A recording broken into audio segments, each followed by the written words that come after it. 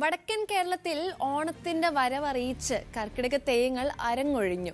മടിയൻകുലോം ക്ഷേത്രപാലക ക്ഷേത്രത്തിൽ ആടിവേടൻ, ഗളിഞ്ചൻ എന്നീ തെയ്യങ്ങൾ സംഗമിച്ചു.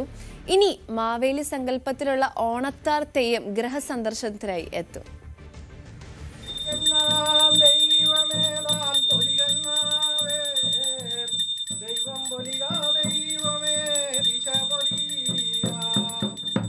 കർക്കടക തെയ്യങ്ങളുടെ സംഗമവേദിയായി മടിയൻകുലോം ക്ഷേത്രപാലക ക്ഷേത്രം.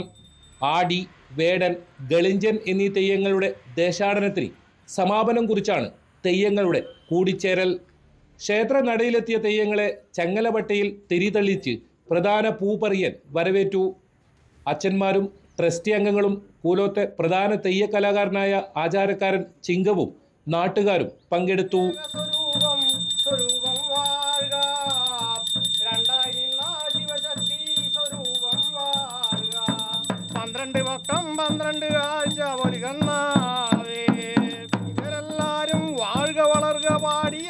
ഭണ്ണാരം കണ്ട് മഞ്ഞക്കുറി തൊട്ട് അധികാരിയോട് അനുവാദം വാങ്ങി തെയ്യങ്ങൾ ക്ഷേത്രനടയിൽ ഒന്നിച്ച് ചുവടുവെച്ചു. നൽക്കത്തായ വിഭാഗം കെട്ടിയാടുന്ന തെയ്യമായ ഗളിഞ്ചൻ ക്ഷേത്രത്തിന് പുറത്താണ് ആടിയത്. സംക്രമ ദിനത്തിൽ തെയ്യങ്ങൾ ക്ഷേത്രനടയിൽ ആടണമെന്നതാണ് ആചാരം.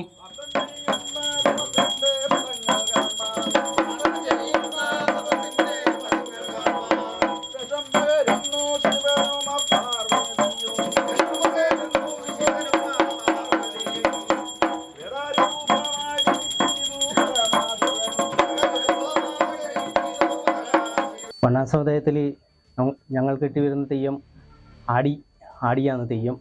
ശ്രീ പാർവതി രൂപമായി വീടുകളിൽ ആടുന്ന സങ്കല്പത്തിലാണ് നമ്മൾ വണ്ണാസമുദായക്കാർ ചെയ്തു വരുന്നത്. ശിവനായി മലയ സമുദായക്കാരും, നൽക്കത്തായ സമ്പ്രദായത്തിൽ ഗളിഞ്ചനായി അവരും ഇത് ചെയ്തു വരുന്നു. ക്ഷേത്രത്തിലെ ആട്ടം കഴിഞ്ഞ് പ്രദേശത്തെ പ്രധാന തറവാട്ടുകളിലും വീടുകളിലും തെയ്യങ്ങൾ ദേശസഞ്ചാരം നടത്തി.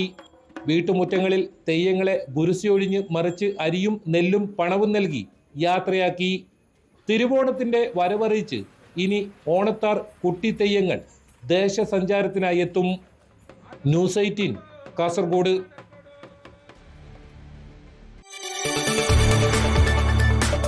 കൂടുതൽ വാർത്തകൾക്ക് news 18 Keralam YouTube channel subscribe ചെയ്യുക.